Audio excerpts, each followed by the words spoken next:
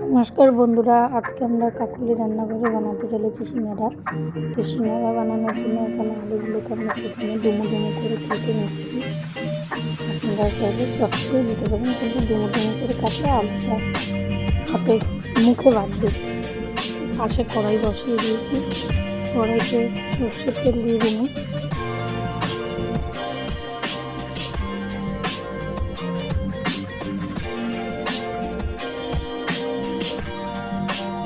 এর মধ্যে দিয়ে দিলাম সামান্য জিরে ফোড়ন আর কিছু কুচানো পেঁয়াজ। এবার পেঁয়াজটাকে আমরা হালকা করে ভেজে নেব।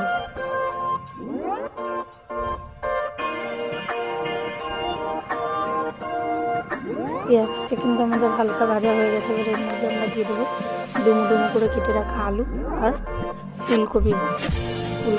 এইগুলো দুটোকেই আমরা একটু হালকা করে ভেজে নেব।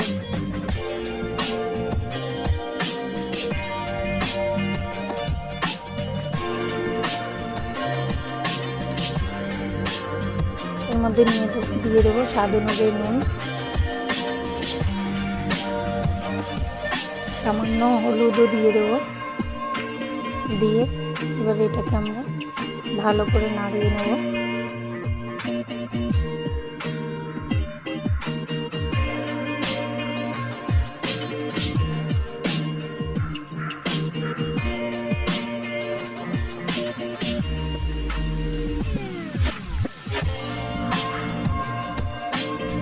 এবার এর মধ্যে আমরা আগে থেকে কেটে রাখা কয়েক কুচি টমেটো দিয়ে দেবো। এবার দিয়ে দেবো 1 চামচ আদা বাটা,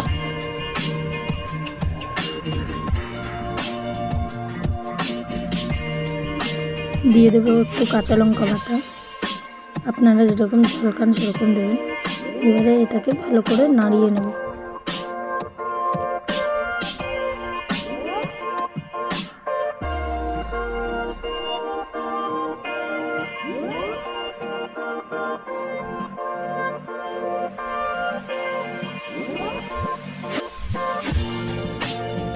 দেখুন আমাদের মশলাটা কিন্তু কষে গেছে। এবার আমরা এর মধ্যে একটু জল দিয়ে দেবো সামান্য, আরও ভালো করে কষানোর জন্য।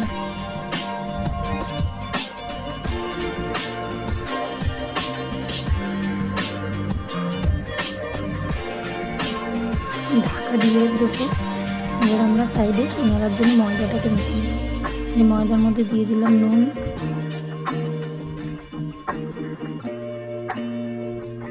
দিয়ে দিলাম চিনি, এবারে দিয়ে দেবো সামান্য সাদা তেল।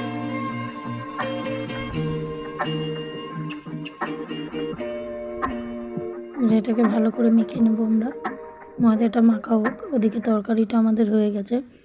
দেখুন এবার এর মধ্যে স্বাদ অনুযায়ী দিয়ে দিলাম চিনি,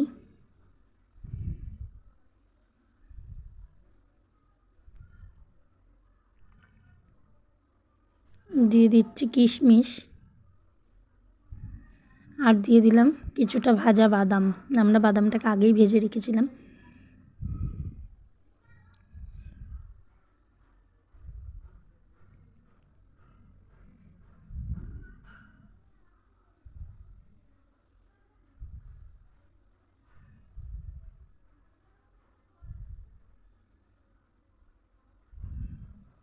এবার দিয়ে দিচ্ছি এর মধ্যে ভেজে রাখা জিরে এবং ধনের গুঁড়ো।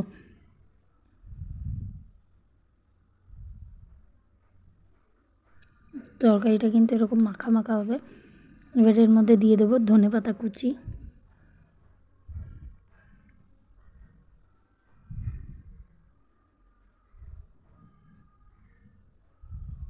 আমরা আরও একটু ভাজা মশলা দিয়ে দিলাম, গরম মশলা। এই যে আমাদের তরকারিটা কিন্তু হয়ে গেছে। দেখুন কতটা টেস্টি হয়েছে দেখতে। এবার আমরা সিঙ্গাড়ার জন্যে ময়দাটা বেলে নিচ্ছি।